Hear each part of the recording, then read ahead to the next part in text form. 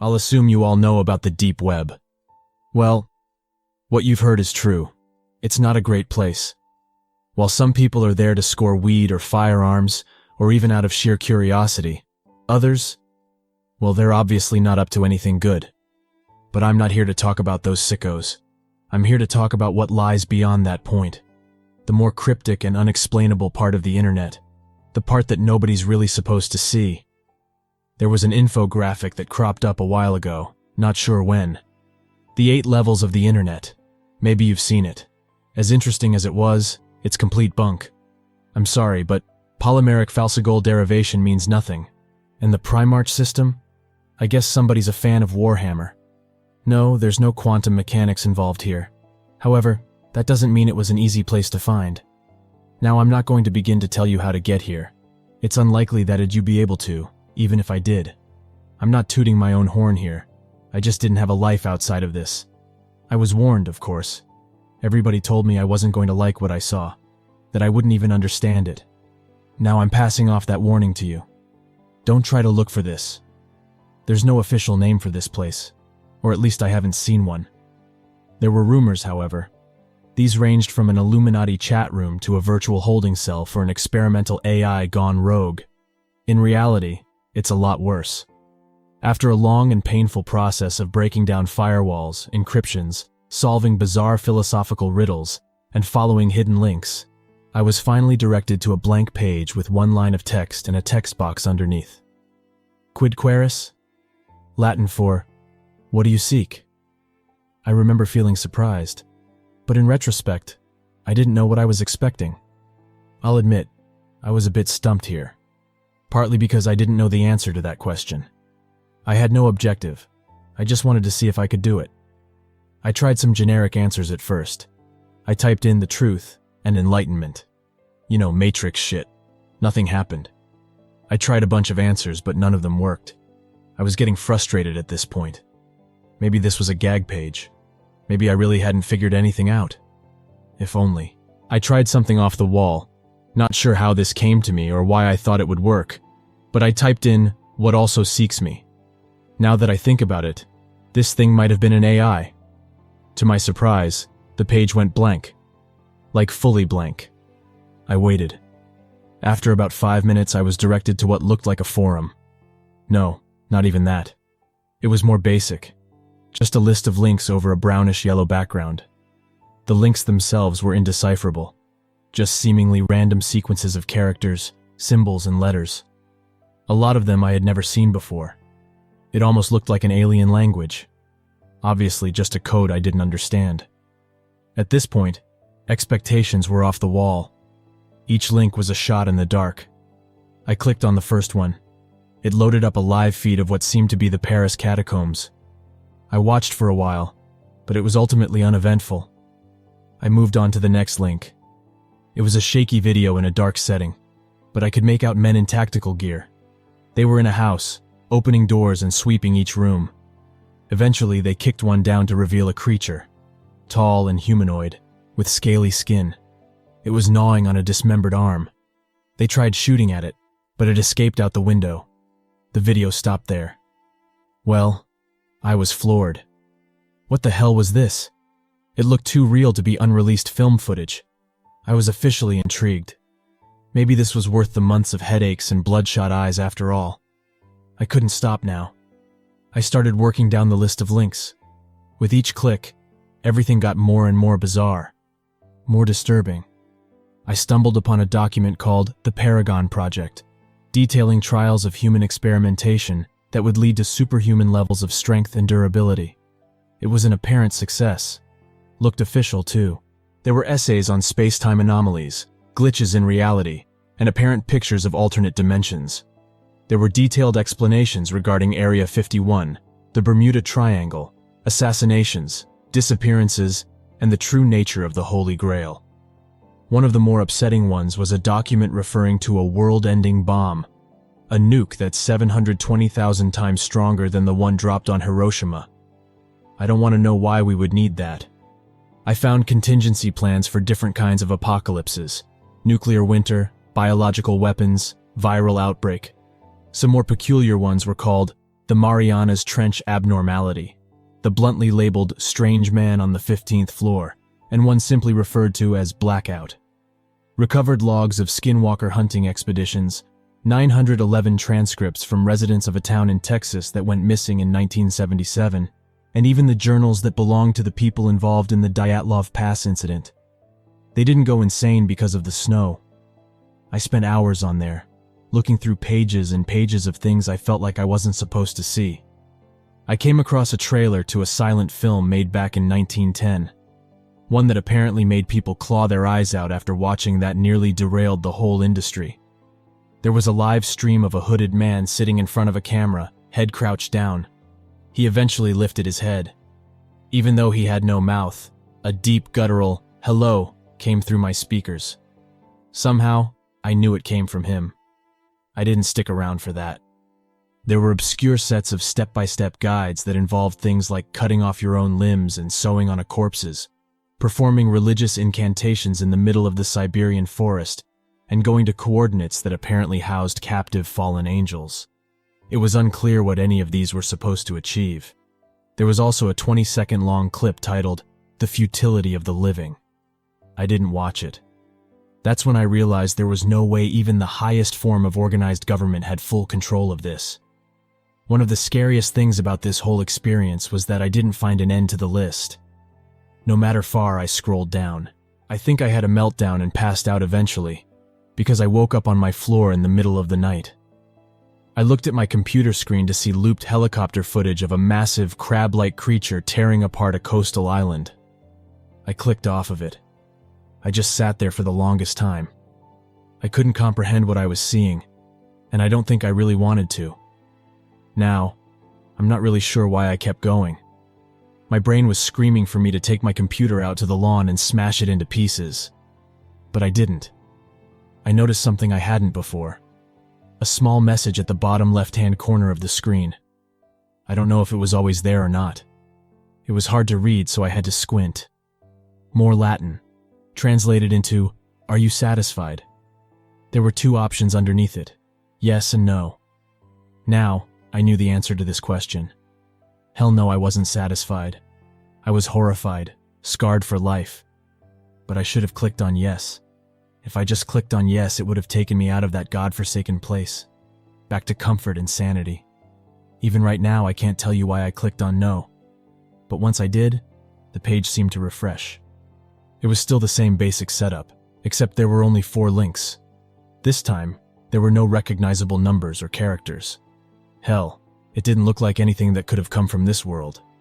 Just a collection of extremely crude symbols that didn't give off any sense of pattern or direction. I clicked on the first link. After about 20 seconds, I slammed my computer shut. I can't describe to you what I saw. All I know is that I wasn't supposed to see it. Nobody should ever see something like this. It's not only that it didn't make any sense, I can't tell you why it didn't. I couldn't begin to grasp the images I was seeing. It wasn't graphic or anything, not like that. I just couldn't recognize anything. I could make out things moving, but not in a way any creature on Earth has ever moved before. Colors that I'd never seen before. Just thinking about it gives me a splitting headache. This is my best attempt at visualizing it. We have 3 dimensions here on Earth. We can move forwards, backwards, left, right, 72.4 degrees southwest, etc. These things weren't restricted to that. I can't explain it any further. All I know is that I didn't want to watch one more second. I don't think I would have been able to. I left my room. For the first time in a while, I was planning to leave my house. I needed fresh air, to take a walk or something. Hell, I was thinking about running a marathon in the middle of the night just to get my mind off of that shit for a few hours. I was putting on my jacket when I heard a knock at the door. I stopped dead in my tracks. Obviously, I wasn't opening up. About a minute and 5 more sets of knocks came before somebody spoke up. "Open up. We know what you did, but we're not here to hurt you. We just want to talk." The tone wasn't threatening. Eventually, I obliged. I opened up my door to 2 tall, slim men in suits. They smiled at me. "Can we come in?" I still don't know how they found me. I thought for sure that I was off the grid. We sat down on the couch. I guess I was just waiting for answers at this point. One of them looked at me and said, What were you looking for? I don't know, but I'm not going back, I responded. He smiled again, like this is what he wanted to hear. The other one piped up. Who do you work for? His tone was a bit more aggressive. I just shook my head. Look, I didn't know what I was getting into. I wasn't looking for anything. I'm not going to tell anybody. Trust me. We're not worried about that. Doubt anybody'd believe you. Another smile. Somehow it felt genuine. We just wanted to know what your priorities were. In retrospect, that was a very strange question. Just do us a favor and we'll leave. Give us the device you used to access the site. I didn't ask any questions. I ran upstairs and basically tossed them my laptop. They both smirked at me one last time before heading for the door.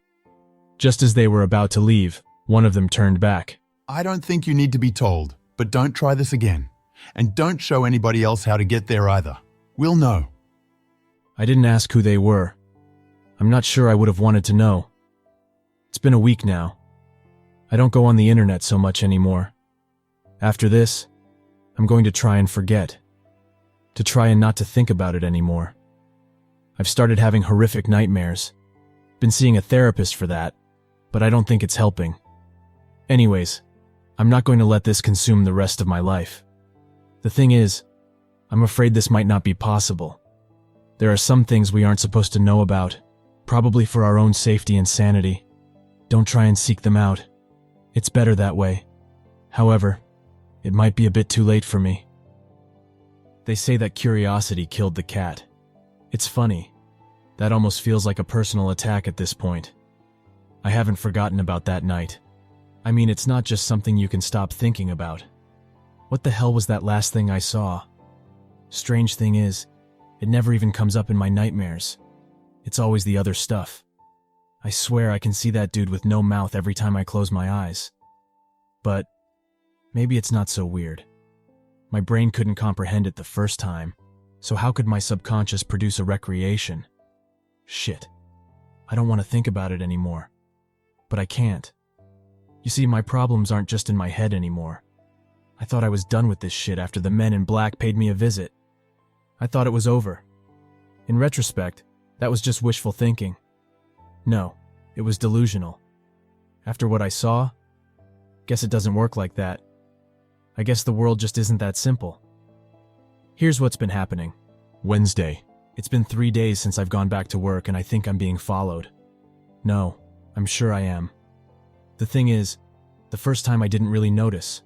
Whoever the hell they are, they've been using different vehicles. Always the same routine. After work, I get into my car and start driving home. Another vehicle always tails me until I turn into my driveway, and they just drive past. Now, if it happens once, whatever. But 3 times? Under normal circumstances, I could call it a coincidence. For obvious reasons, I can't do that right now. I'm not really sure what the hell they want. Maybe they're trying to monitor me. God, that's all I hope they're trying to do. If that's the case, I'll just lay low and ride it out. Just give them what they want. Thursday. This time I tried to get a glimpse of them in my rear view. Windows were tinted. Great. Again, I pulled into my driveway and they kept going. Now I know I said I was just going to ride it out, but this kind of shit really does take a toll on you. I don't want to deal with whatever the hell this is anymore. I swear they're following closer and closer each time. Friday. I did something different today. Took public transit instead of driving. I've never needed a drink more in my life, so I went to a bar after work. I guess this was more of an experiment, to see how closely they've been tracking me. If they're bothered by the waiting, then they can go fuck themselves. I'm still living my life, although I couldn't keep my eyes off the windows the whole time I was in there. After getting sufficiently wasted, I flagged a cab down. And surprise, there they were, right behind us. But here's what I didn't expect. It was the same car from yesterday. Looks like they gave up the incognito act. Not sure how to feel about that. Damn it. Something else has changed. They didn't just keep driving this time. After the cab dropped me off, I turned around to see that damn car parked, half a block away from my house. I just went inside. The hell was I supposed to do? Calling the cops didn't even occur to me. But to be honest, I don't think that would have helped. It's been 3 hours now and they're still there. I haven't been watching them the whole time, so I don't know whether or not they're actually in the car. Not fun to think about. There's no way in hell I'm sleeping tonight. It's about 2 a.m. now. I just got a text message. Private number. Here's what it said. Leave your house. Don't use the front door. They're still there. Come to the all-night diner about 5 blocks away. Don't think about driving. They'll know. Be quick. They're coming in soon. Don't get followed. Leave your lights on. I froze after reading this. They're coming in? For what? Who the hell's texting me? Now, I don't know what you would have done in this situation, but I took the warning. I was paranoid as hell at this point. Buzzed and tired, I put on a jacket and went out my back door. I also took a backpack with my other laptop in it.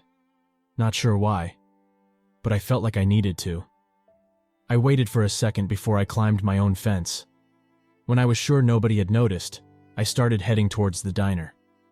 After about 40 minutes, I finally got there. Would have been shorter, but I pretty much ducked into the bushes every time a car passed. I scanned the patrons, a table of drunk college kids, a few truckers, and a dude in a hoodie typing away on a computer in the back. He didn't look threatening. Actually, he was pretty scrawny. I made an educated guess. I walked up to his table and sat down. He looked up at me. What do you want? You texted me. There was a brief pause. I got worried for a second. What if it's not him? But he broke the silence. Right. Did they follow you? No, I don't think so. And then he laughed. Like this was supposed to be funny. You screwed up, didn't you? Hard to disagree with that. What were you doing anyways? What were you trying to find? Nothing, I swear. I just did it for the hell of it. He just stared at me in amused disbelief. Well, that's lame. Would have been cool if you were a spy or something. Look, who are you? How did you know they were after me? Who are they anyways? I pelted him with questions. All right. Settle down there. I'm not going to tell who they are. I don't know either. But I will tell you they don't have good intentions. Well, how do you know about them? They came after me. One second I'm reading about demons on the moon. The next, I'm getting my door kicked down. This was months ago. After that, I skipped town. I was confused. Wait, what do you mean? They tried to kill me. And you were just viewing the links? That was it? You teach other people how to get there or something? He raised his eyebrow. No. Why do you ask? They didn't do that to me. They just came by, took my laptop and gave me a warning. Now it was his turn to look shocked. Really? He seemed to think about something for a while. He then proceeded to ask me what they looked like. Just men in suits. What did they ask you? Was his follow-up question. Again, I just told him. But then I remembered the last thing they said to me. They also asked me what my priorities were. Weird-ass question. His face went blank for a second. Yeah, strange, ain't it? What followed was an uncomfortable silence. I finally asked him the thing that had been on my mind ever since that night.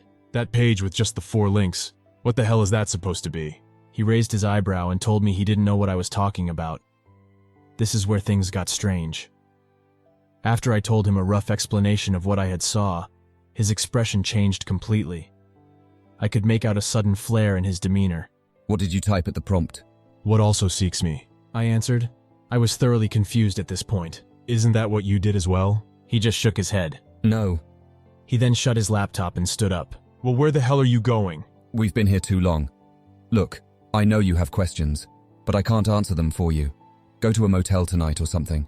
And just like that, he was gone. What was I going to do? Stop him? I still have no idea who the hell this guy is. The only thing I got out of him was his name, Jackson. And even that's probably fake. Tired as hell and still a little bit drunk, I left the diner and tried to stay hidden as I looked for a nearby motel. Obviously, this wasn't fun. Now here I am, sitting in some sketchy motel at 4:30 a.m. I can barely keep my eyes open, but I also can't help but look over my shoulder every second I'm awake.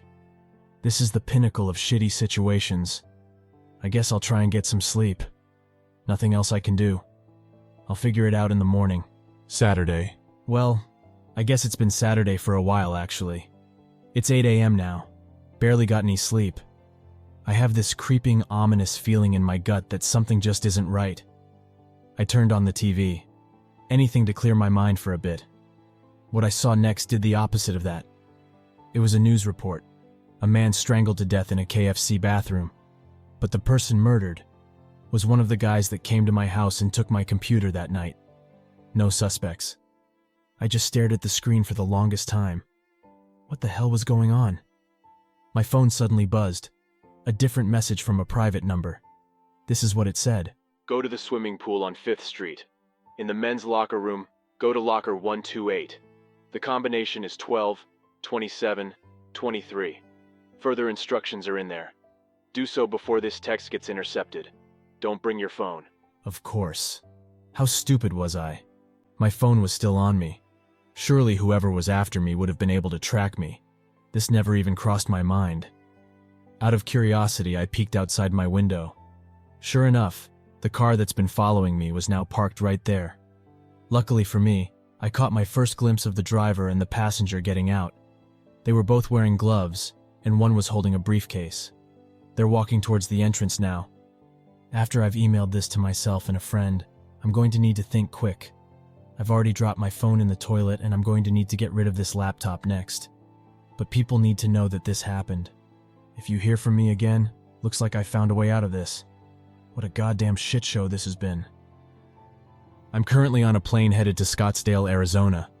I haven't actually been out of state in 6 years. I thought I would eventually, just didn't expect it to be under these circumstances. Anyways, let me back up a bit first. This is what happened. Right after I disposed of the laptop, I heard my lock being tampered with. Somebody was trying to pick it. Now, I've never been great under pressure, so you could imagine how I was feeling. But the human mind is an interesting thing. When you think you're at the end of the line, your will to live really ramps up. The balcony, I thought. Only way out of this. Without hesitation, I ran out and climbed over it. Fortunately, I was on the 2nd floor, so I didn't break my legs. Now came a decision. Run or hide. Both didn't seem too promising. Shit, I thought. I was panicking. That's when I spotted salvation. A cab parked on the other side of the lot. I bolted for it. I tapped on the window, startling the driver. Mr. Horvat? Well, no it wasn't, but I nodded anyways. You said 8:40, didn't you? Finished early, let's go. There was anxiousness in my voice, but I tried to hide it. Last thing I needed was for this guy to think I was a lunatic and drive off. I got in, told him the address, and we got out of there. As we left the lot, I looked back. The 2 men I saw coming out of the car were now on the balcony where I just was. I could tell that there was a dead stare directed right at me behind their sunglasses. Despite all this, relief washed over me. It was short-lived, however. I relayed the message I got in my head. Do so before this text gets intercepted. That meant I was still on the clock. If they don't know where I'm headed yet, they will soon. We finally got to the place about 15 minutes later. As soon as I got in, I rushed into the locker room. It was mostly empty.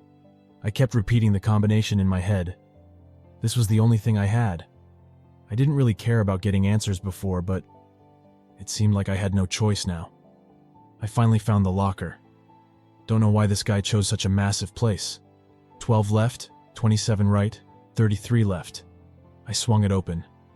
Sitting there was an older BlackBerry model and an envelope.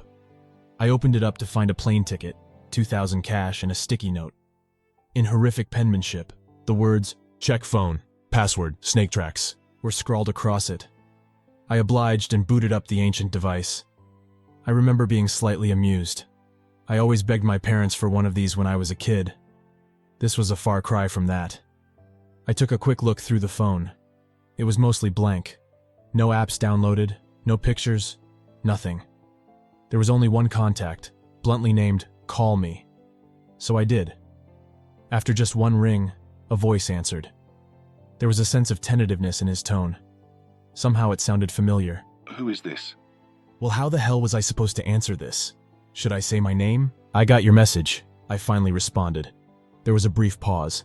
His response caught me off guard. What's your religious affiliation? His tone had gotten a lot more aggressive. Why the hell was he asking me this? I thought. I didn't have enough energy to question him, though. Raised Protestant but now agnostic, I guess, was my answer. He seemed to breathe a quick sigh of relief. Then he cut the line. Well, shit. Is this guy nuts or something? My thoughts were interrupted as I got a message. He'd sent me an address and a room number. "Meet me," was the only other thing he'd typed. I looked at it for a second before coming to my senses. I'm an idiot. I should have just taken the stuff and bolted.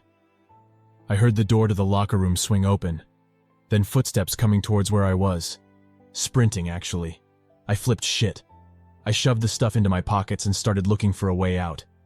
Again, there was really only one option here.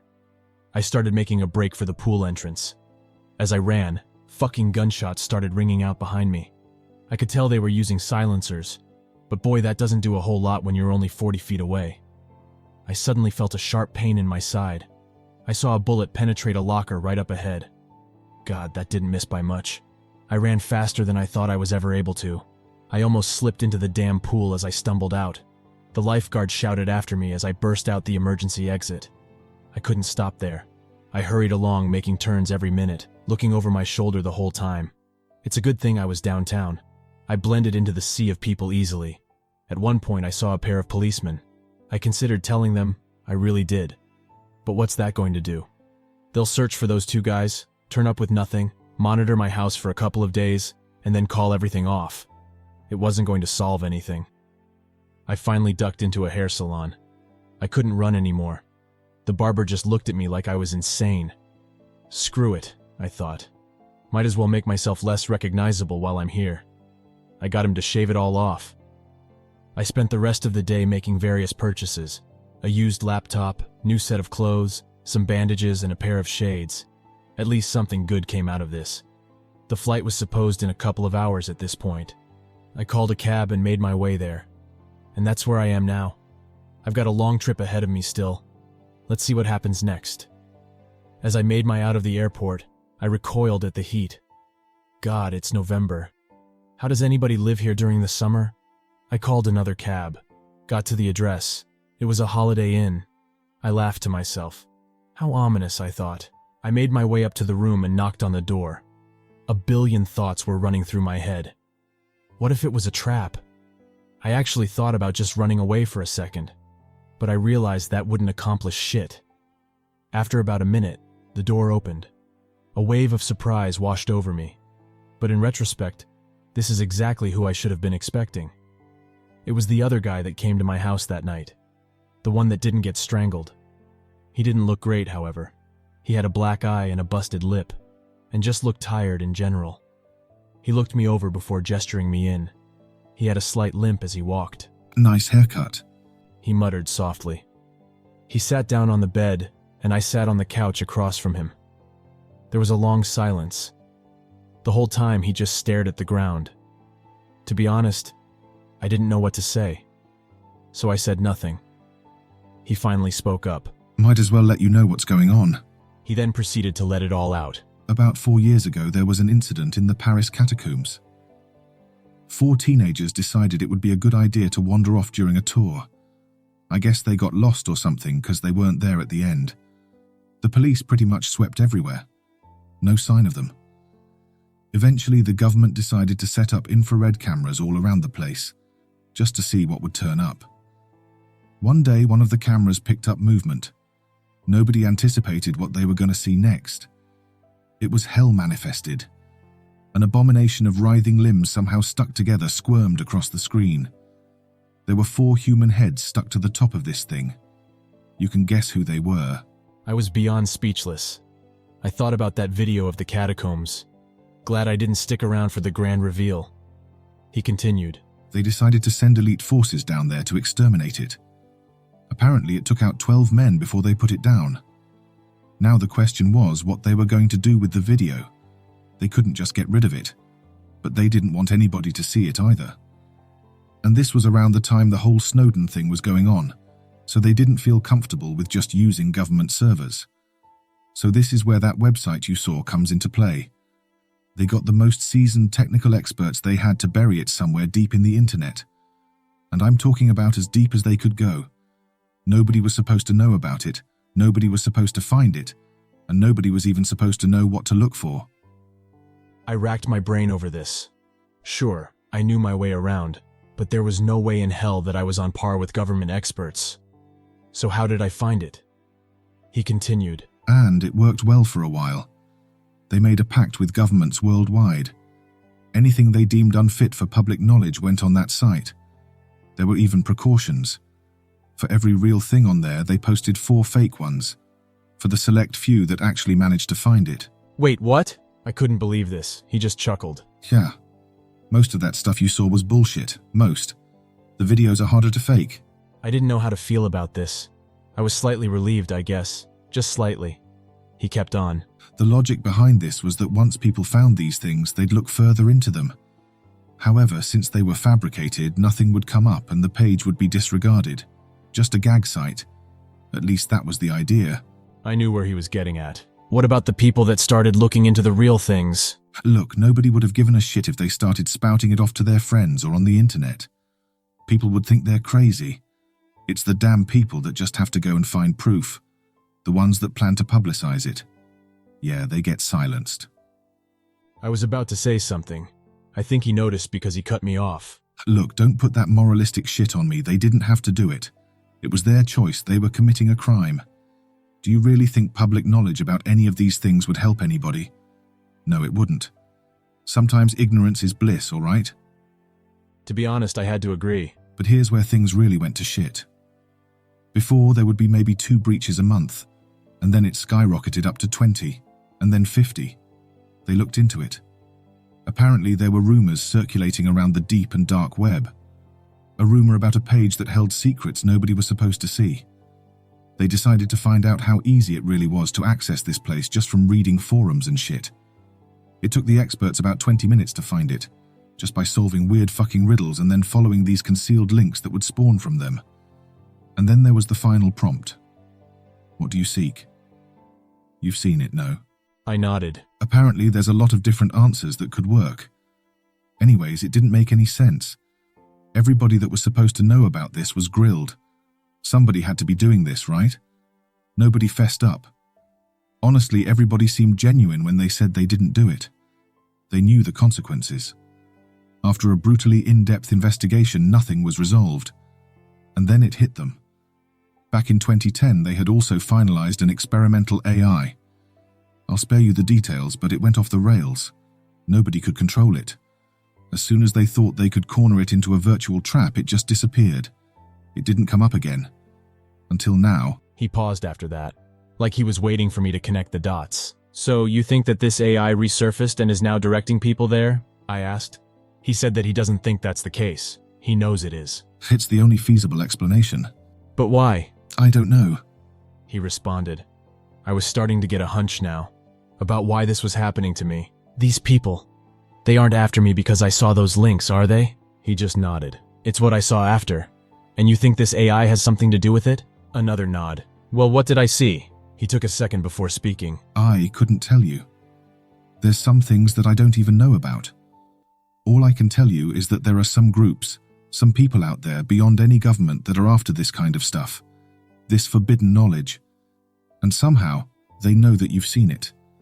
And they want to know what you know. And they came after you as well? Yeah, they know we talked to you. A wave of guilt came over me. Did I get that guy killed? However, that guilt quickly turned into frustration. Well, what the hell am I supposed to know? I don't know what the hell it was I saw. A dry chuckle came out of him. Well, they don't care, do they? They'll jump at anything. And who do you work for? The government? I finally asked. The question had been on my mind since I got here. Sort of. Was all he responded with. He got up, taking out a pair of car keys. We gotta figure this out. We gotta go. Go where? Vegas. In any other situation, I would have been ecstatic. We went outside and he led me to an older beat-up sedan. Inconspicuous. He said with a smile. I could tell he was just trying to lighten the mood. The drive was long and arduous. We barely spoke. My brain was fried at this point, so I didn't bother asking more questions. I did remember one peculiar conversation we had, though. Listen, if anything happens to me, there should be a file on the BlackBerry named Contingency. Everything you need to know will be there. I remember feeling flustered. What? What could happen to you? I don't know, just in case, I guess. Don't lose that phone. In reality, I knew there were a lot of things that could happen. I just didn't want to admit it. He woke me up when we arrived at McCarran. I was confused. You have plane tickets? Don't need 'em. He responded. He got out of the car and I followed him in. What happened next was strange. He just walked past everyone. The check-in, security, everybody. They didn't even pay attention to him. Not to me either. That's when I started to wonder who the hell this guy really was. As we walked past the various stores and restaurants set up near departures, he took a sharp turn. I stumbled, keeping up. He walked towards an unassuming door set up right between two shops. He swung it open and I followed. We walked down a bunch of corridors, turning every so often. Various men in suits passed us but didn't seem to acknowledge our presence. We finally got to another door. This one required a key card. He took one out and scanned it. I didn't realize how huge this place really was until I thought about it after. We must have passed at least 15 other hallways. Anyways, the door opened up to what looked like a long flight of stairs. We trekked down for about 5 minutes before we got to what looked like another terminal. Now it didn't look futuristic or anything. Just a regular damn terminal. "Surely there's no planes taking off here?" I asked. He said I was right. That's when I noticed the train tracks. Now we wait. And he sat down on a bench. Well, great. I'd given up trying to piece this together in my head, so I didn't even bother asking what this place was. Let's just see what happens, I thought. But as I'd soon find out, things are just not that simple these days. I spotted a washroom sign towards the back, and I headed for it. As I was washing my hands after finishing up, I noticed what looked like a card stuck into the side of the mirror. I plucked it out and looked at it. It was standard business card size, just plain white with black text. But here's what it said. "From far and wide we search for meaning. As seconds pass, since the time of weaning, our destiny is sealed, we'll face the wraith. We don't need hope, we have our faith. We will not stop until we're dust. All for God, in whom we trust." Creepy, I thought. And then I turned it over. In big bold letters was "Faux TLG. No idea what that's supposed to be. However, in that moment, I felt that something just wasn't right. It's that creeping sensation you get when something just feels off. I needed to tell him, whoever the hell he is, about this. I opened the door, and he was gone. I searched around the terminal for a bit, but he was nowhere to be found. Hell, there was nobody else here. The place started rumbling slightly. The train was coming. Well, I sure as hell wasn't getting on by myself. I looked around a bit more before I heard footsteps coming down the stairs. Great, I thought. He's back. Then I realized it wasn't just one pair of steps. There were multiple. Instead of seeing a familiar face, I was greeted with 4 of what I assumed to be men. I couldn't tell because their faces were covered with a burlap sack that had eye holes carved out. Kind of like the one Scarecrow wears in Batman Begins. The only difference was a symbol that seemed to be spray painted on where the forehead should be. It was simple. A vertical semicircle with angular arrows going through it. As I recall, the rest of their getup was normal, just plain street clothes. I was frozen, and then I realized that one of them had liquid dripping off his glove. Dark liquid. The next few moments were a blur. I remember the train pulling up and those guys starting to run towards me. I started bolting for the train. It was a weird one. Only one section and one set of doors. I don't think I saw a driver. As I ran up to it, the doors opened automatically. I remember frantically looking for a shut button, but there wasn't one. I just stared in horror as those freaks got closer and closer. As they got within about 10 meters, I closed my eyes and just prayed for the best. I opened them when I heard kicking and banging at the door. It wasn't opening up for them. I watched their crazed eyes follow me as the train started moving. I was safe. But only for now. I turned on the phone again and took a thorough look through it. Sure enough, the text file he mentioned was there. Guess I'll read it soon. After I'm done with this. Now I don't know where I'm going, and I don't know what's waiting for me there. My head's pounding. All I know is that I should have just stayed on Google. I'm not so sure what to think anymore. I mean, it's not like anything was clear-cut before, but the world just continues to make less and less sense. I opened up the contingency file. This is what it contained. Failsafe. Agent incapacitated. Alias, Jack Rust. Identity, redacted. Custom message. Hello there. If you're reading this, I suppose I'm out of commission. Shame, I guess. I'm going to assume that we've at least made it to the terminal. Here's what you need to do.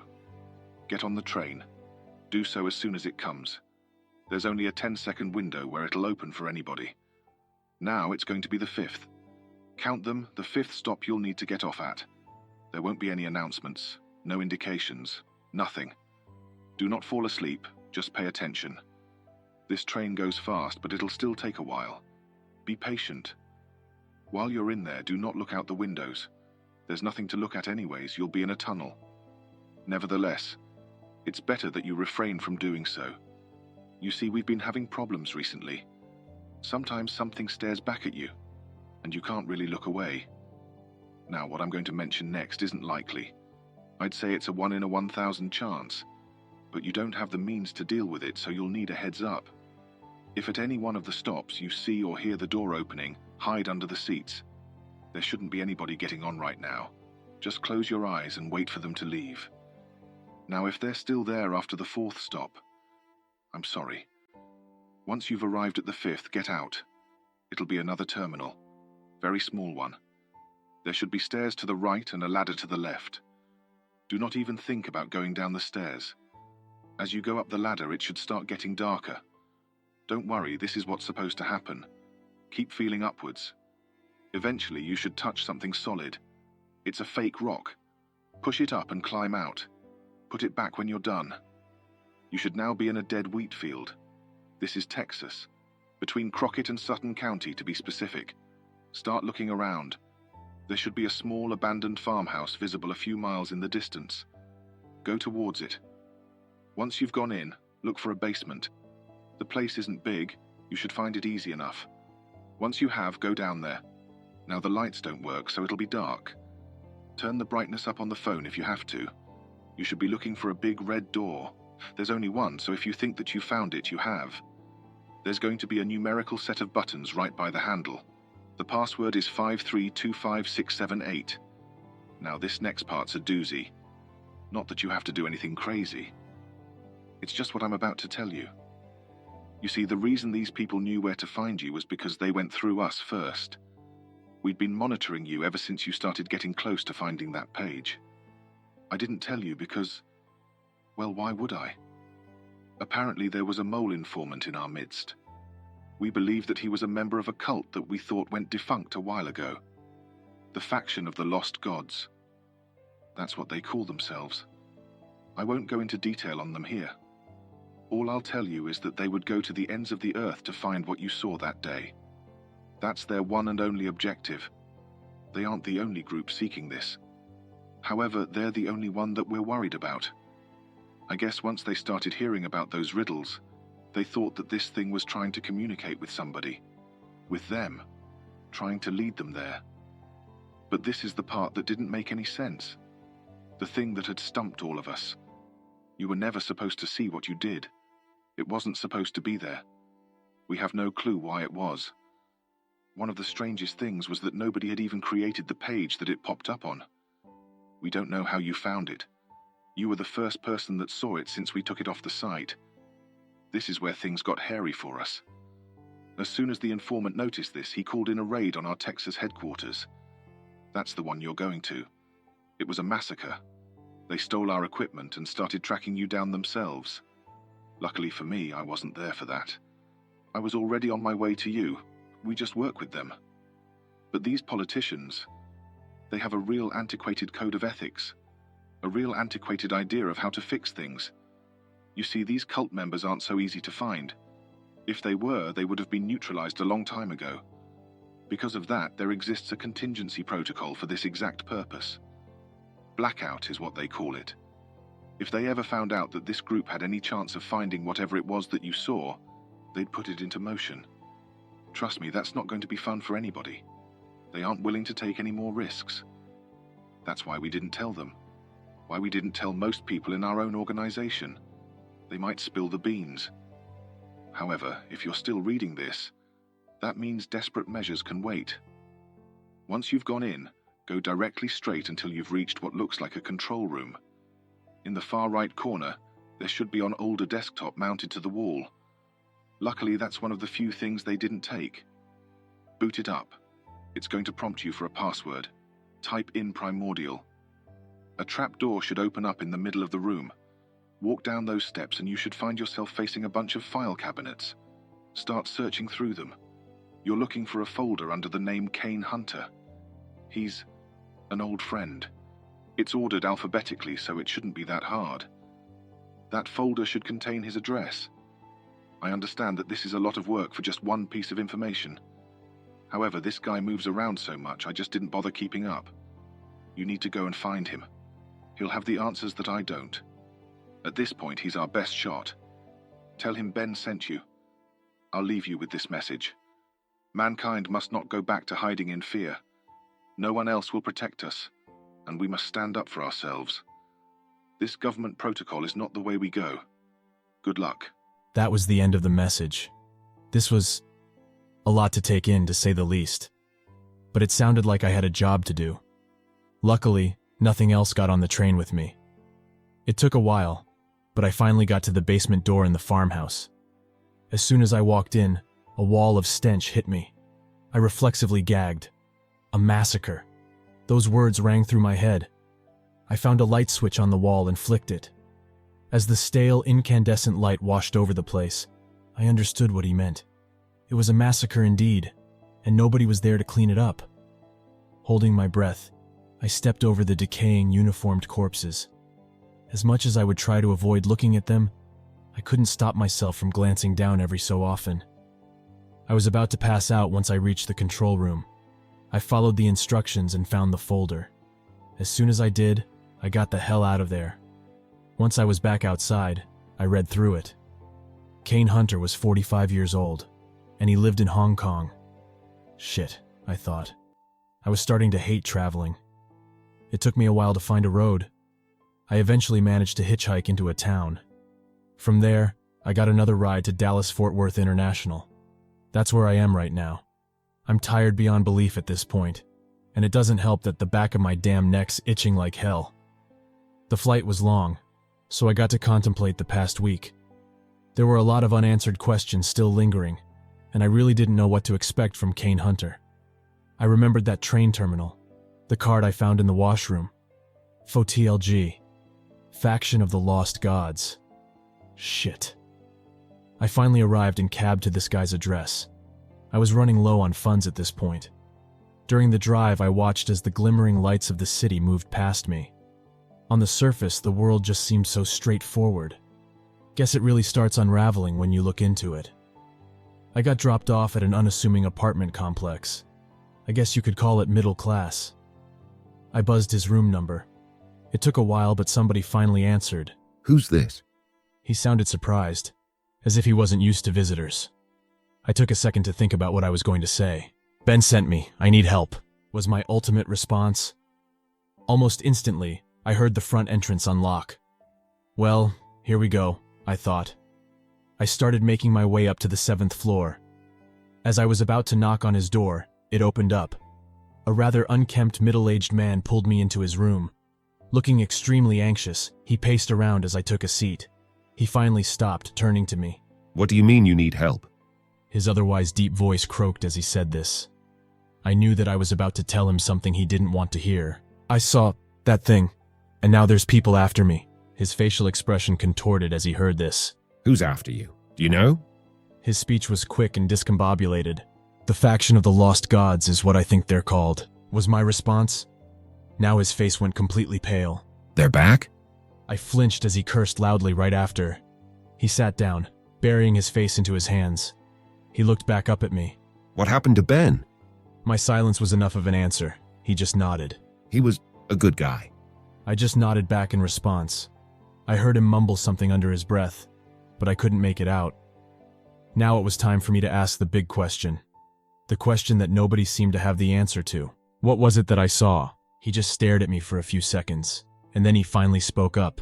I used to work on a space station named Kronos 1. You heard of it? No, I hadn't, and that's what I told him. Well, that's because you're not supposed to. Now, I really had no idea where this was going.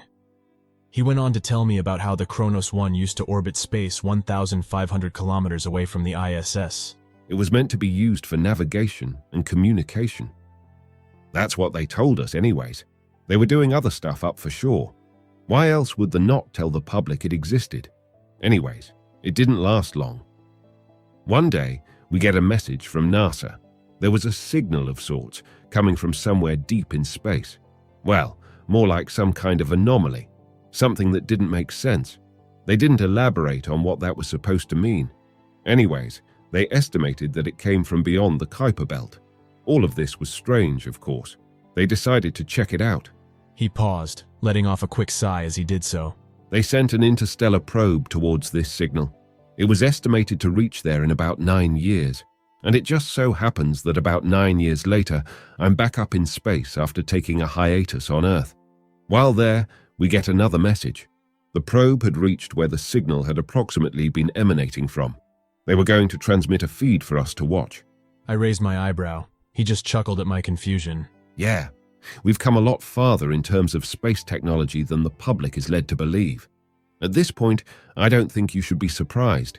Anyways, everybody's crowded around the monitors, waiting to see what the hell the probe picked up. Keep in mind that there were only 10 people in the room at the time. It was too tight to fit more, so we were going to be the first ones aboard who would see it.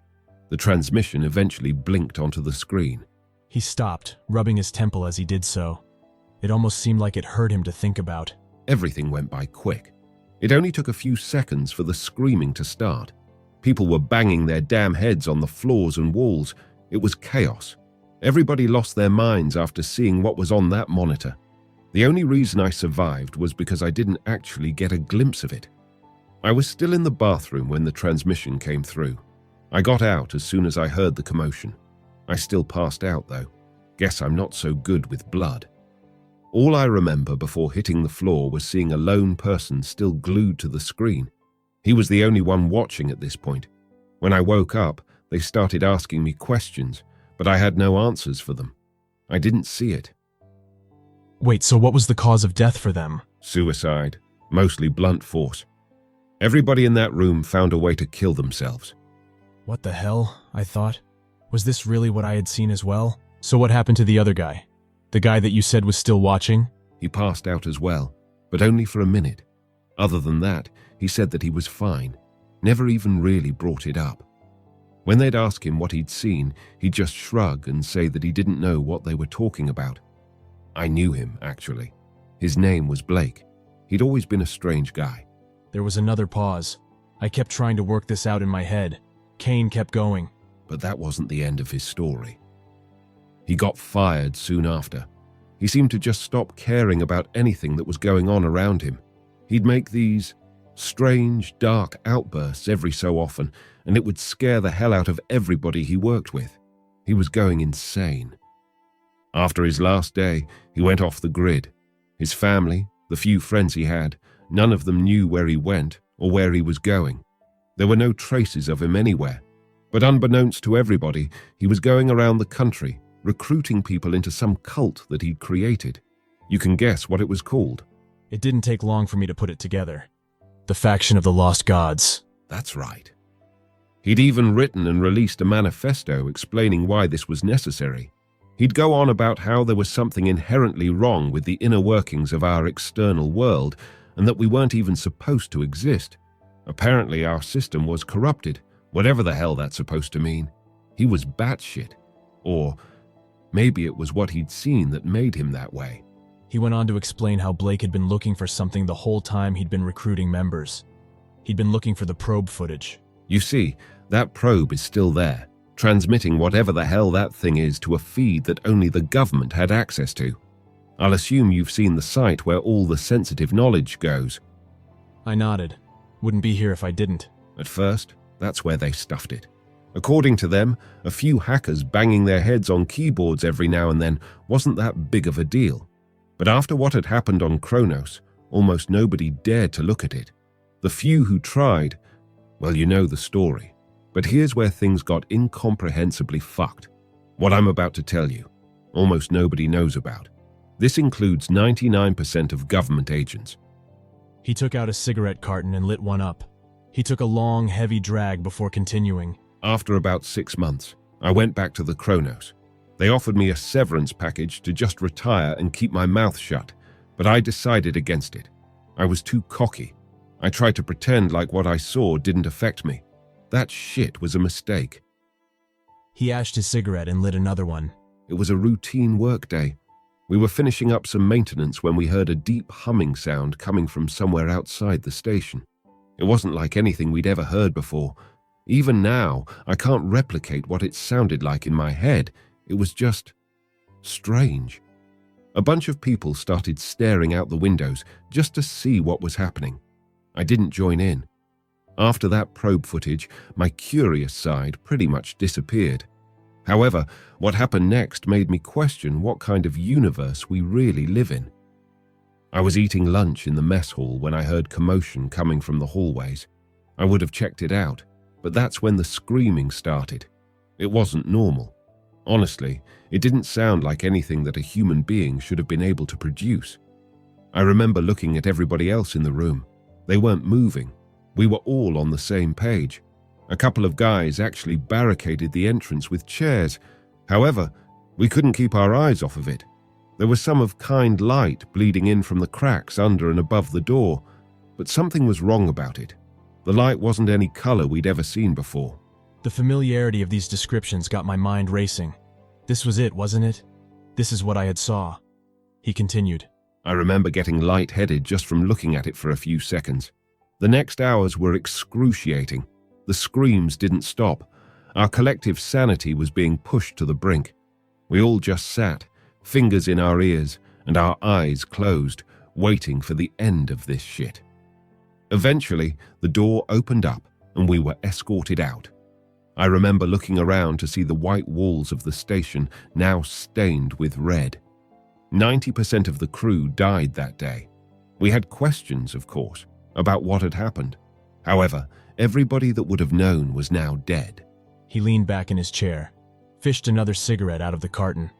This time, it was accompanied by a swig of whiskey. He went on. I arrived back on Earth shortly after. This time, they didn't offer me my job back.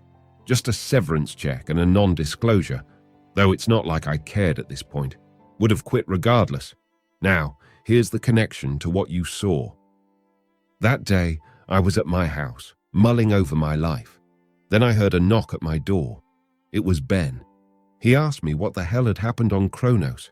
I told him, but the thing I didn't understand is how the hell he knew that something had even happened. He had never even worked with NASA, so I asked him about it. He said that a wave of distress calls from the station all came through at once. They all described exactly what I had gone through. The problem was, they had no means of dealing with this. It would have taken too long to organize a rescue mission. Everybody was at a loss for what to do. That's when the higher-ups came up with something off the cuff. They had a hunch. It was actually more of an experiment. They checked up on the website. Sure enough, it had been breached once again. Somebody was viewing the probe footage. They tracked it down to an abandoned warehouse in San Antonio, which is where Ben was at the time. At that point, he was just a field agent, so they contacted and told him to go check it out. He drove there along with a SWAT team. When they arrived, it was a bloodbath. They started getting shot at as soon they walked in. Whoever was doing it was trying to protect something. Half the team was killed before they managed to secure the place. They detained the shooters and started sweeping the rest of the building. There was nothing on the upper floors, but then they got to the basement. There was just one person down there, sitting in front of a computer monitor. They approached him slowly, barking at him to put his hands up. He ignored everything. A SWAT member eventually got close to him. That's when he started screaming out of nowhere and shot himself in the head. There's no doubt that he got a glimpse of the screen. Nobody approached him after that. They all just kept pointing their weapons at him and telling him to turn around. The guy eventually did. He said that it was Blake. Ben recognized him because he'd become infamous around governmental circles. He said that there was blood seeping from his eyes and nose, skin pale as the moon. He only said one thing. Kane stopped and sighed. He took a big swig of the whiskey and looked at me dead center. You can't stop it. If this doesn't happen today, it'll happen eventually. Our reckoning has yet to come.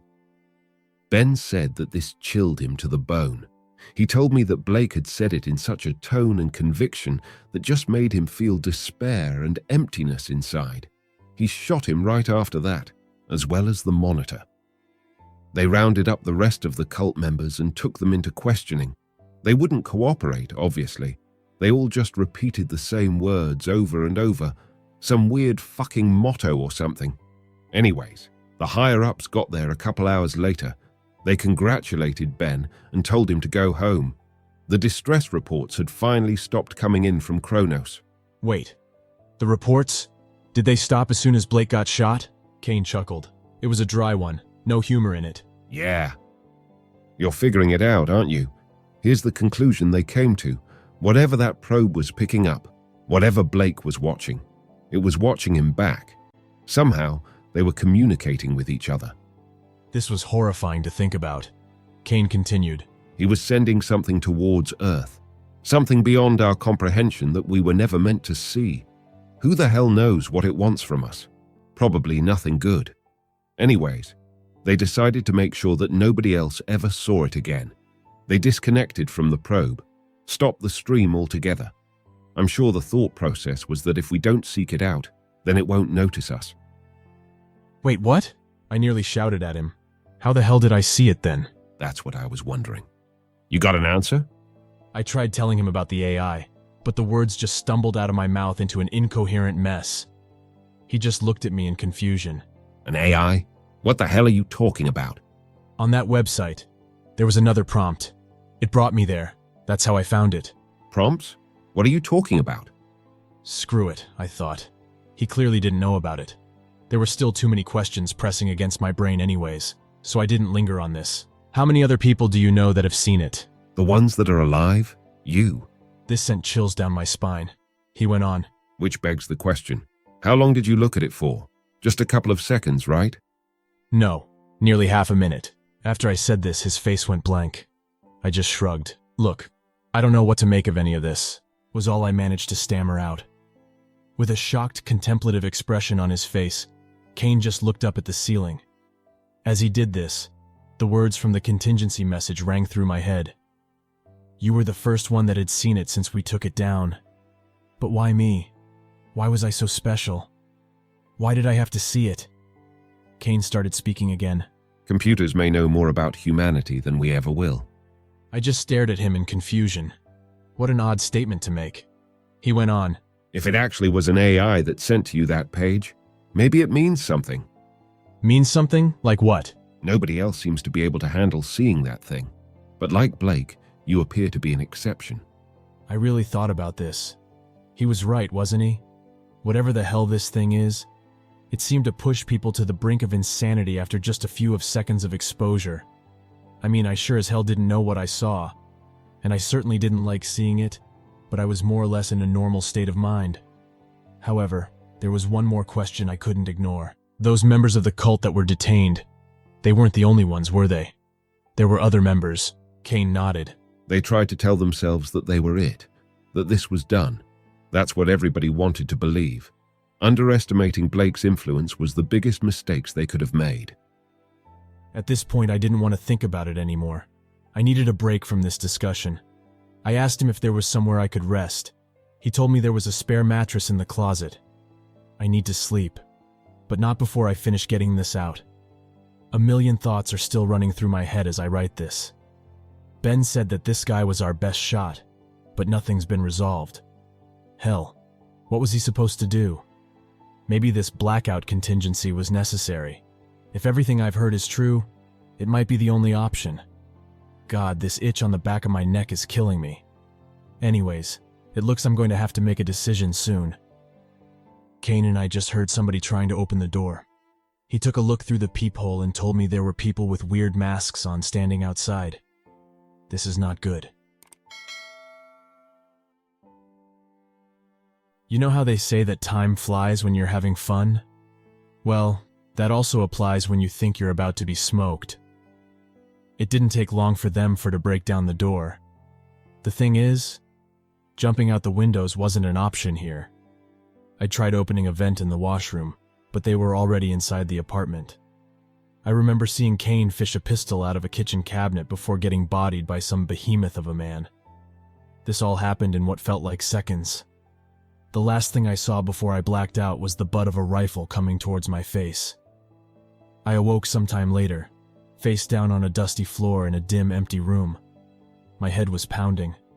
I wasn't restrained, but there was nowhere to go. One door leading out and it was dead-bolted. I turned my head to see Kane pacing on the other side. Look, I didn't lead them here. I tried to reason with him. He looked pissed. Oh, I don't doubt that. Not on purpose, at least. They know that I can't help them. Would have tried a while ago. He followed it up with a sigh. This is fucked. I turned away from him and started feeling around the walls. I was under the delusion that there was some secret way out. A delusion it was. After my futile attempt at escape, I just sat down at a corner. There was no good ending to this, I thought. Kane seemed to read my mind because he chimed in. You know you can't tell them how to get there. He looked at me again. This time his demeanor was dead serious. You can't let that thing loose over here. That's not an option. Initially, I was annoyed. He was asking me to take what was surely torture and then death. But then I thought about it. This was bigger than me. There was no way out of it. The door suddenly swung open. About 5 people stepped in, all sporting those damn bags over their heads. 2 had shotguns. You're awake. Good. Said the one at the front. I instantly recognized that voice. Was it really? He slipped it off, revealing a big shit-eating grin. It was Jackson. It didn't have to be like this, you know. You could have just told me how to get there. I thought back to the conversation we had in the diner. I clearly told him what I had entered at the prompt. Did that not work for him? But I put that thought to the back of my head. At that moment, I was nothing but angry. Like it would have mattered. You psycho fucks would have ruined the world regardless. Ruin? Look, I don't expect you to understand. Only to cooperate. But this world, it isn't right.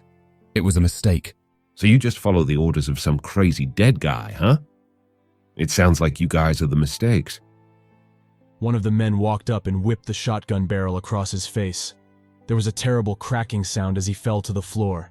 He started coughing up blood. Why don't you guys just kill me? I can't help you. Wouldn't if I could. He muttered as he sat against a wall. Jackson chuckled. No, this is something we all need to see. The more people who stand witness, the better. It's the greatest salvation anybody could ask for. He was just bloviating nonsense at this point. I didn't feel like arguing, however. There was no changing his mind. I had questions, though. How'd you find me, huh? It doesn't make any sense. He walked over to me and reached behind my ear. I felt a sharp pain at the back of my neck as he pulled out what looked like a tiny computer chip. Oh, so that's what that was. I just let out an exasperated sigh. Funny enough, this wasn't our doing, he said as he flicked it away. What the hell are you talking about? I spat at him. But then I thought about it. When those guys were shooting at me in the locker room, I swear I felt something hit my neck. But in the moment, you just don't care. Jackson smiled as he saw the horror on my face. We can thank those guys for that. It's just a shame that they won't be here to see it. Everybody always resists. Only the lucky ones truly get it. I recalled Ben's message.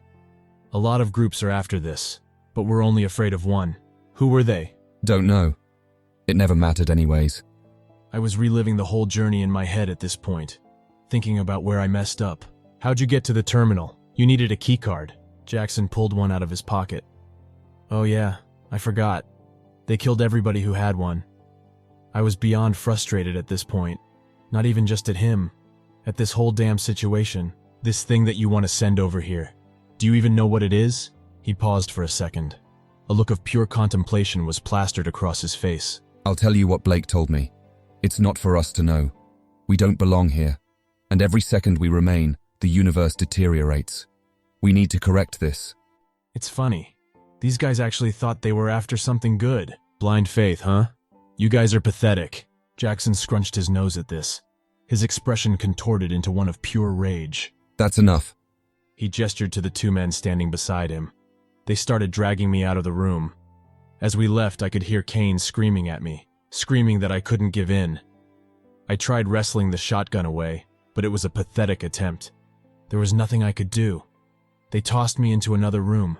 This time, it was larger. I guess the rest of the cult was also in there, because about 15 people stood, lining the perimeter of the room, all with those bags over their heads. There was also a computer set up in the middle, wires running everywhere. They forced me into a chair in front of it and strapped my legs down. Go ahead. Jackson's voice echoed from behind me. Everybody's waiting. I refused at first. I really did. But I guess that's what they were expecting. First came the waterboarding. Don't know if you've experienced it, but it definitely wasn't pleasant. However, it also wasn't enough. What came next almost was, however. One of the men took out a butterfly knife and started slicing my pinky toe off. Slowly. He did this over the course of what felt like an hour. Then came the salt. It was pain that transcended anything I've ever felt before. He finally finished up by cauterizing it. You have 9 more. Jackson's voice oozed from behind me. You can end this any time. You can die the way you're supposed to. Hearing him say this just gave me more motivation to tell him to fuck off. But I'll admit, I was nearing my breaking point. The next part was excruciating beyond belief. They started scraping the skin off of my shoulder. It wouldn't have been that bad if it wasn't for the boiling water they poured on it afterwards. Okay, all right, I finally blurted out. They stopped and started applying some cream to the burn. It was pure ecstasy. I heard Jackson breathe out what sounded like a sigh of relief. Smart guy. This was all a ruse, however. I just needed a break for a second. My plan was to get to the prompt and then flip the damn table over. If they were going to torture me to death, I was going out with a bang. The human spirit is hard to break. A billion thoughts ran through my head as I went through the whole fucking process again. Memories of family and friends. Better times. I solved those riddles and encryptions until that damn question popped up again. Quid queris? I was about to enact my spree of destruction when I noticed something. Something small, in the corner of the monitor. It was hard to read, so I had to squint. It was text. Just 2 words. In English this time. Don't worry. I just stared at it for a second. What the hell was it supposed to mean? That's when I came to a realization. I recalled what Ben had told Kane.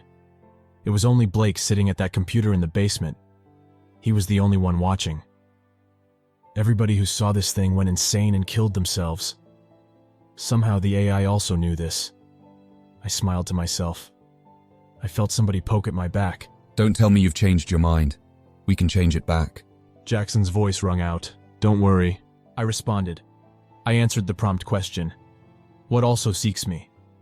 The familiar list of links soon appeared in front of me. I started scrolling down, clicking on various links until a familiar question appeared in the corner. I clicked yes. And just like that, there they were. The 4 links. I leaned back in the chair. Well, there it is. First link's the one you're looking for. I watched as they all gathered around me. This the first time you're going to see it? I asked. I could see Jackson nodding out of the corner of my vision. Blake did make one mistake. He thought that we weren't ready. We were always ready. They unstrapped me from the chair. Jackson put his hand on my shoulder in appreciation. You don't know this, but you just did something good. Spare me.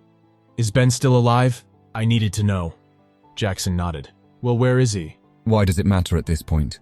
I just want to tell him to brace himself. I owe him that at least. Jackson sighed. He took out a piece of paper with an address and postal code scribbled onto it and handed it to me. Good luck with that. He gestured to a couple of armed members. Follow him out, in case he lied again. They obliged. I could barely hold in my grin as they walked me out. They closed the door behind them and trained their shotguns on me. There was only one thing I could do at this point. I just waited, listening intently. There was a few muffled voices before silence. I started counting. 1, 2, 3, 4, and then came the screams. Even though I was expecting it, I still flinched. Kane was right. Those sounds should not have come out of a human being. The 2 guys guarding me flipped shit. One of them ran inside and the other stumbled on his feet. He was looking back and forth between me and the room, so I disarmed him easily and shot out his kneecaps. I guess he hit his head hard on the floor because he went limp. That's when the cacophony of gunshots started ringing out from inside the room. It lasted for about 10 seconds and was followed by silence. With a shotgun in hand, I walked inside. Bodies were lying, haphazardly scattered around the room. Pieces of the burlap sacks they were wearing were now stuck to the blood-stained walls. The monitor was face down on the floor, shards of screen everywhere. There was only squirming figure left, Jackson. Guess he really was dedicated to this. He was muttering something incomprehensible as he snaked his way towards a stray pistol. I thought about finishing the job for him, but that'd just be putting him out of his misery. Instead, I went around the room and took the clips and shells out of every weapon. He gave me one last look before I left. His skin was paler than snow, arms and legs trembling, expression a mix of shock, dismay, and confusion. It looked as if he was pleading for something. I just flipped him off and closed the door behind me. This is what he wanted, wasn't it? I walked down to the room where Kane still was. I'd picked up the keys from one of the bodies. At this point, the cream on my shoulder as well as the adrenaline was wearing off. A wave of pain hit me at once.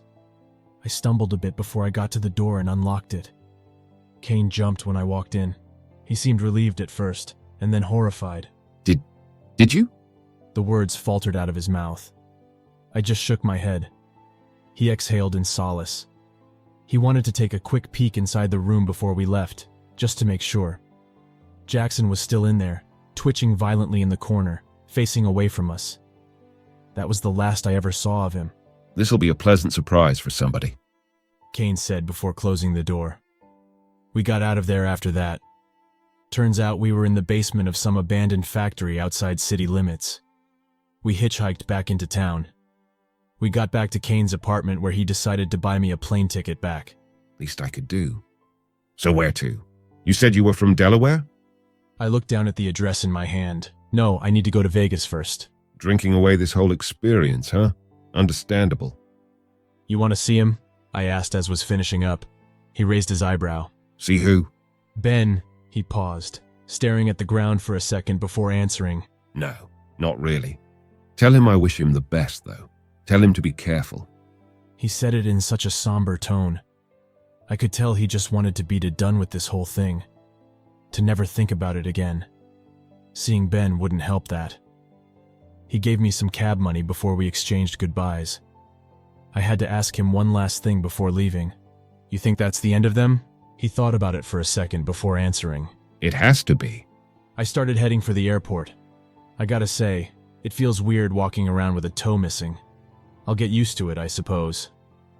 Once in Vegas, I took another cab to the address. It was a rundown house in the middle of a sketchy neighborhood. I hurried in and started searching. I must have looked through the entire place before hearing a soft groaning from the basement. I hurried down there and started yelling Ben's name. The groaning got louder. It was coming from a room in the back. I tried the handle. Locked. I eventually just kicked it down. Dust blasted me in the face as I walked inside. Ben was lying there, on a dirty mattress in the middle of the room. He had bruises all over his face and looked like he hadn't eaten in days. There were packets of instant ramen strewn all over the floor. He turned over to look at me and smiled. Knew you could do it. He uttered out.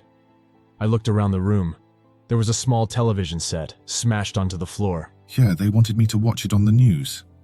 Like hell I was. I picked him up and led him out of there. It's all right, I'm good. He said as he stabilized himself. Once we were outside, he took a deep breath. God, I don't even want to think about what I caught in that dusty ass room. I laughed. This shit was finally over, I thought. Ben got himself checked and patched up. I also got my shoulder looked at. We ended up hitting the slots, going to a seafood buffet and karaoke bar after. It was the best time I've had in a while. I was getting ready to leave the morning after. Ben said that he had work to catch up on. Truth be told, so did I.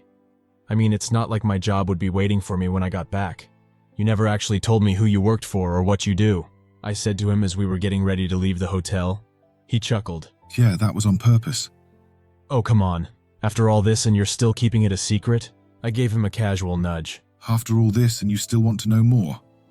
He pushed me back. It was my turn to chuckle. Touché. The cab ride to McCarran was quiet. So was the walk to the terminal. I was headed back to Delaware, and he was going to South Korea. He finally spoke up about 2 minutes before his boarding call. I'd like to think that I do my best to try and protect the world from the strange shit that dwells within it. To try and secure the stuff out there that humanity shouldn't ever see. To put them away in containment forever. He slapped my back before getting up to leave. Keep in touch, yeah? You know how to find me. And just like that, he was gone. I waited about 30 more minutes before my flight was ready to go.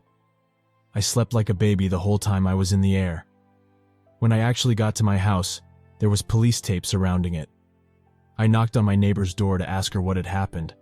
I mean, I already knew, but I had to feign some kind of ignorance. She seemed surprised when she opened up for me. Apparently, she saw two men entering my house and called the cops that night I went to the diner. Everybody's been looking for you. Where the hell did you go? Sightseeing. Did they catch them? No. But they found these weird-ass cards all around your house. It said like FTLOG on the back or something. Who the hell were those nutcases? I chuckled to myself and thanked her. After explaining the situation to the cops and giving a statement, I was finally back to square one. Normalcy. I found a new job soon after and settled back into a routine. It was over, huh? But even though I try not to think about it anymore, it seems like a daunting task. Sometimes I lie in bed, just staring at the ceiling and trying to picture what I saw in my head. I still had too many questions. There were 3 other links, weren't there? What the hell were those? I tried to tell myself that I didn't care, but that was a lie. I think about what Kane said to me on a daily basis. You and Blake are the exceptions. Maybe it means something. Maybe it did mean something. I feel that sight calling to me constantly. I know that sounds strange, but I can sense it. Those links are just waiting to be seen by somebody. By me. The AI still tries to communicate as well. I've been getting small messages on the corner of my screen even when I browse the surface web now. Are you satisfied? Is what they say. Good question. Was I?